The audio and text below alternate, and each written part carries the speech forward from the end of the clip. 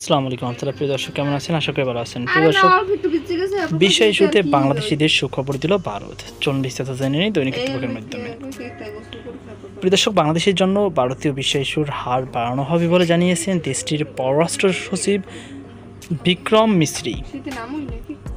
সোমবার 6 অক্টোবর নয়াদিল্লির সাউথ ব্লকে diplomatic correspondent association Bangladesh DCAB এর প্রতিনিধি দলের সঙ্গে মতবিনিময় সভায় থেকে এই তথ্য জানা গেছে। বিক্রম মিসরি বলেন, বাংলাদেশে আমাদের একটি বড় বিশাল কার্যক্রম রয়েছে।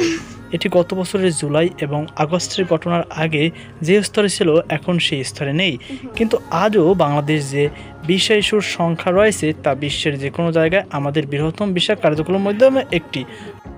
ভারতের পররাষ্ট্র সচিব বলেন, আমাদের দৃষ্টিভঙ্গি সামনের দিকে তাকানো, পেছনে তাকানো নয়। কিন্তু এটা সত্যি যে 5ই আগস্টের ঘটনা ঘিরে তখন সামগ্রিক নিরাপত্তার পরিস্থিতি প্রভাবিত হয়েছিল।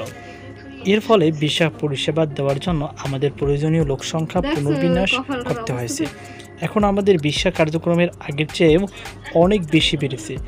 আগামী দিনেও এই কার্যক্রম বাড়বে। ভারত সরকারের আমন্ত্রণে ডিকাবের 23 সদস্যের একটি প্রতিনিধি দল ভারত সফরে রয়েছে। তো প্রিয় দর্শক, এই ছিল আমাদের সর্বশেষ আপডেট। এ নিয়ে আপনার কি মতামত অবশ্যই কমেন্টে জানাবেন। সকল আত্মসচেতন আজকে পর্যন্ত। আল্লাহ হাফেজ।